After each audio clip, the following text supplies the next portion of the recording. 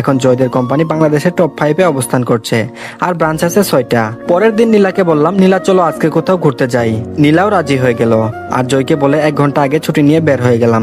তবে গপ বলে ভুল করবেন না, নীলা এখন আমাদের ব্যাপারে সব জানে। আমরা দুজন ভাই বোনের মতো। আমি আর ওই ঘুরতে গেলাম একটা পার্কে। ওখানে গিয়ে দেখি মেহেদি আছে, আর তার সাথে লিমা। লিমা নাকি আজকে তার ফুপির বাসা যাবে, তার জন্য মেহেদির সাথে দেখা করতে এসেছে। আর লিমার ফুপি বাড়ি আমাদের গ্রামে, আমাদের বাসা থেকে বেশি দূরে না, আমাদেরটা একটু গ্রাম সাইডে, তাই হেঁটে পৌঁছাতে প্রায় 25 মিনিট সময় লাগে। মেহেদি বলল, তুই ভার্সিটি থেকে চলে আসলি কেন? আমি ভাবলাম তাহলে অনন্যা বলেনি কিছু। আমি বললাম এখানে একটা চাকরি পেয়েছি তাই চলে এসেছি, কিন্তু তাদের কোম্পানির নাম বললাম না। আমি বললাম তোদের অনন্যা কিছু বলেনি? মেহেদি বলল, না বলেনি, তবে তুই আসার পর থেকে অনেকটা অন্যরকম হয়ে গেছে। ঠিক মতো ভার্সিটিতেও আসে না, কথাও বলে না ঠিক মতো। মেহেদি বলল, তোর সাথে এটা কে, চিনলাম না তো। আমি বললাম, ওর সাথে তো পরিচয় করাতেই ভুলে গেছি, ও আমার বোনের মতো, ও আমার ওয়ার্কমেট, ওর নাম নীলা, পরিচয় হয়ে নে। তারপর নীলা বলল, হ্যালো আমি নীলা। লিমা বলল, আমি লিমা। তারপর মেহেদি বলল, আমি মেহেদি। আমি বললাম, কেমন চলছে তোদের দিনকাল? মেহেদি বলল, ভালোই, বাবার হোটেলে খাওয়া, পড়ালেখা শেষ করে চাকরি করব। ওদের সাথে আড্ডা দিলাম কিছুক্ষণ। লিমাকে নাকি তাড়াতাড়ি যেতে হবে, তাই লিমা চলে গেল, আর ওকে এগিয়ে দেওয়ার জন্য মেহেদিও তার সাথে গেল। কোনো কফি শপে গিয়ে বসতেও পারলাম না, তাই আমি আর নীলা একটা কফি শপে গিয়ে কফি খেলাম। আসার সময় নীলা বলল, আজকে তোমাকে মা যেতে বলেছে বাসায়। আমি বললাম, অন্যদিন যাবনি। লিমা বলল, না আমি কোনো কথা শুনতে চাই না, আজকে যেতে হবে, এর আগেও যেতে বলেছি কিন্তু যাওনি। আমি বললাম, আচ্ছা চলো। আমার যাওয়ার আগেই লিমা ওর মাকে বলেছিল আমি আসবো, তাই তিনি সব রান্না বান্না করে রেখেছিলেন। আমি আর নীলা বাসায় গিয়ে কলিং বেল দিতে তার ছোট বোন এসে দরজা খুলে দিল। এখানে আসার আগে নীলা যখন বলল তাদের বাসায় যেতে হবে, তখনই আমি ওর ভাইয়ের জন্য চকলেট কিনে নিয়েছিলাম। তার জন্য কিনা চকলেট তার হাতে দিলাম, আর আন্টিকে গিয়ে সালাম দিলাম। আমি বললাম, কেমন আছেন? আন্টি বলল, ভালো আছি বাবা, তুমি কেমন আছো? আমি বললাম, ভালোই আছি। তিনি আমার বাবা মার কথা বললেন না, কেননা এটা নিয়ে নীলা তার মাকে আগেই বলেছিল। এদিকে খেতে বসলাম, খাবারটা অনেক সুস্বাদু হয়েছিল। আমি রাতে খেয়ে নিলাম। খেয়ে দিয়ে বাসা থেকে বিদায় নিয়ে আসতে লাগলাম। বের হতে হতে প্রায় 1টা বেজে গেল। রাস্তায় লোক একদম নেই। বের হয়ে রিক্সা খুঁজতে খুঁজতে এগিয়ে যাচ্ছিলাম, হঠাৎ চোখে সব ঝাপসা দেখতে লাগলাম। তো আজকের পার্টটি এই পর্যন্তই, আশা করছি ভালো লেগেছে। তো পরবর্তী পার্টের জন্য অবশ্যই আমাদের চ্যানেলটিকে সাবস্ক্রাইব করে রাখুন, আর অবশ্যই ভিডিওতে একটা লাইক দিতে ভুলবেন না। ধন্যবাদ সবাইকে। আসসালামু আলাইকুম সবাইকে। তোমার দেওয়া অপবাদ গল্পের 7 নাম্বার পার্ট। তো বেশি কথা না বলে চলুন গল্প শুরু করা যাক।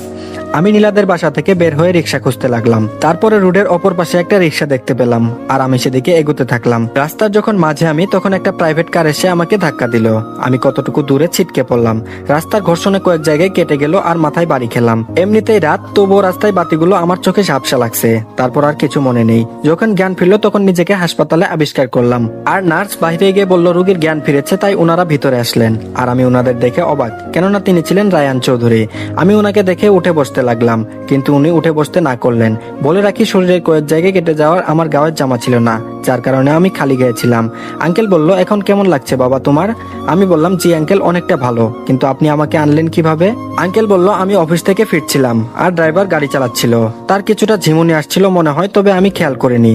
যখনই গাড়ির সাথে কিছু ধাক্কা খেলো তখনই আমি চমকে যাই, আর ড্রাইভারকে গাড়ি থামাতে বলি। যখন দেখি তুমি কিছুটা দূরে পড়ে আছো, তখন ড্রাইভার আর আমি দুজনে তোমাকে গাড়িতে তুলি। তোমার শরীর থেকে তখনও রক্ত বের হচ্ছিল, তাই তাড়াতাড়ি কাছের একটা হসপিটালে শিফট করি। কালকে রাত্রে থেকে জ্ঞান ছিল না, আর এইমাত্র তোমার জ্ঞান ফিরলো।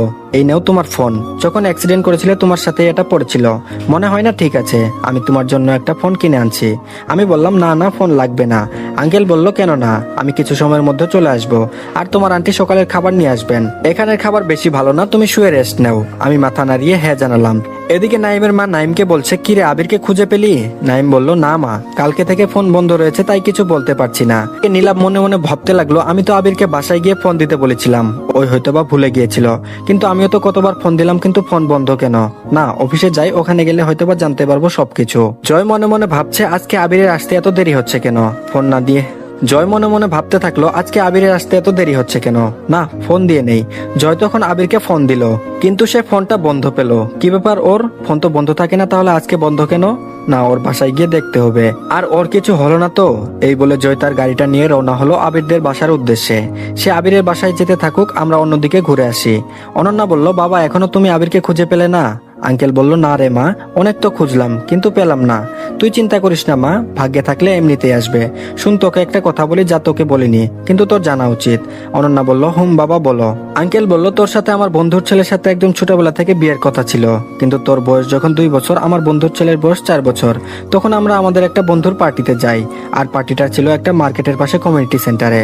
যে পার্টি দিয়েছিল সেটা তার মেয়ের জন্মদিন উপলক্ষে ছিল। তো সবই ঠিকঠাক ছিল, কিন্তু যখন পার্টিতে কেক কাটা হয় তখনই তুই তোর মায়ের কোলে ছিলি। কিন্তু আমার ওই বন্ধুর ছেলে ওর মায়ের কোল থেকে নেমে পড়ে, কিন্তু ওর মায়ের ওদিকে কোনো খেয়ালই ছিল না। সে হাঁটতে হাঁটতে ওখান থেকে বের হয়ে যায়। সিকিউরিটিরাও খেয়াল করেনি, কিন্তু তারপর অনেক খোঁজা হয় কিন্তু পায় না। আর যখন আবির আমাদের এখানে আসে, তার আচরণ দেখে আমি তোর সাথে তাকে বিবাহ দিয়ে আমি মুক্তি নিতে চেয়েছিলাম, কিন্তু ভাগ্যের নির্মম পরিহাসে ওটাও হলো না। সে চলে গেল, যদি আমরা ভুল বুঝি এজন্য। কতটা ত্যাগ করলো আবির। আর ওদিকে লিমা ওর ফুপির বাড়িতে গিয়েছে গত রাতে। আজকে পুরনো সেই জায়গাটা ঘুরতে বের হয়েছে। প্রায় 2 বছর ধরে ও এখানে আসে না। পুরনো জায়গাটা প্রায় আগের মতোই আছে, শুধু কিছু কিছু জায়গায় পার্থক্য। লিমা হাঁটতে ছিল, তখন কেউ তাকে ডাক দিল। মেয়েটি বলল, আরে এটা লিমা না? লিমা বলল, হুম, কেমন আছেন? অনেকদিন পরে আপনার সাথে দেখা। মেয়েটি বলল, আমি ভালোই আছি, চলো আমাদের বাসায়। আগে তো অনেক আসতে, আজকে আসো। লিমা যেতে চাচ্ছিল না, তাকে এক প্রকার জোর করে নিয়ে গেলেন। আপনাদের ওই মেয়েটি সম্পর্কে বিবরণ দেই। সে আর কেউ নয়, আমার ভাবি। তিনি কোনো একটা কাজে বাইরে গিয়েছিলেন, আর তখনই লিমার সাথে দেখা হয়। আর লিমাকে নিয়ে বাড়িতে যায়, আমাদের বাড়িতে। ওরা বাড়িতে যেতে থাকুক। জয় এতক্ষণে আবিরদের বাড়িতে চলে এসেছে। জয় বলল, আন্টি আবির কোথায়? আন্টি বলল, আমি জানি না তো, কালকে বাড়িতে আসেনি, কোনো ফোনও করেনি। নাইম কালকে থেকে ফোন দিচ্ছে, কিন্তু ফোন বন্ধ। আমি মনে করেছিলাম তোমার সাথে আছে হয়তো, কিন্তু ও তো তোমার সাথেও নেই। এখন কোথায় খুঁজবো তাকে? জয় বলল, আচ্ছা আমি দেখছি, আপনাদের খুঁজতে হবে না, আমি ওকে খুঁজে বের করব। এটা বলে জয় ওদের বাড়ি থেকে বের হয়ে যায়, আর মনে মনে বলে, না এখন খোঁজা ঠিক হবে না, হয়তো কোথাও গেছে। ফোনটাও মনে হয় হারিয়ে গেছে। আমাকে অপেক্ষা করতে হবে ওর ফোনের আশায়। এখন অফিসে যাই, এটাই ভালো হবে। আবার লিমা অফিসে এসে দেখে জয় আর আবির একজনও নেই এখানে। এখন লিমা ভাবলো হয়তো জয়ের সাথে কোথাও ঘুরতে গেছে। ওর ধারণা ভুল, কেননা কিছুক্ষণ আগে জয় আসলো একা। নীলা বলল, আবির কোথায়? জয় তখন নীলাকে সব বলল, আর বলল, কাজে মন দাও, আমি ওকে খুঁজে বের করব। তখন নীলা তার ডেস্কে চলে গেল। আবার ভাবলো, আমি যদি কালকে ওকে বাড়িতে নিয়ে না যেতাম তাহলে এমনটা হতো না, সব দোষ আমার। এতক্ষণে লিমা তার ভাবির বাসায় পৌঁছে গেছে। আম্মু বলল, কেমন আছো তুমি মা? লিমা বলল, ভালো আন্টি, আপনি কেমন আছেন? মা বলল, ভালোই। তোমার বাবা মা কেমন আছে? লিমা বলল, ভালো। আচ্ছা আন্টি, আবির কই? ওই নাকি ঢাকায় একটা কলেজে চান্স পেয়েছে, তাই নাকি ওখানে চলে গিয়েছে। আর ও ওখানে একটা কাজ পেয়েছে, ওখানে কাজ করে, যে কারণে অন্য ভার্সিটিতে চলে গেছে। অনেকদিন পর কালকে দেখা হয়েছিল। আমি ওকে আসতে বলেছিলাম, কিন্তু ওই বলল কাজের চাপ অনেক, তাই যেতে পারিনি। আমার মা বলল, না না, ওর ভাইয়ের সাথে রাগ করে বাড়ি থেকে চলে গিয়েছিল, তারপর থেকে আর আসেনি। তুমি আমাকে নিয়ে যাবে ওর কাছে? লিমা বলল, আসলে আমি ওর ঠিকানা জানি না, আগে জানতাম কিন্তু ও ওখানে নেই, কি করব বলেন? মা বলল, আচ্ছা মা, বাদ দাও। তখন ভাবি লিমার জন্য নাস্তা করে আনলো, আর লিমা মার সাথে আরো কিছুক্ষণ থেকে বাসা থেকে বের হয়ে গেল।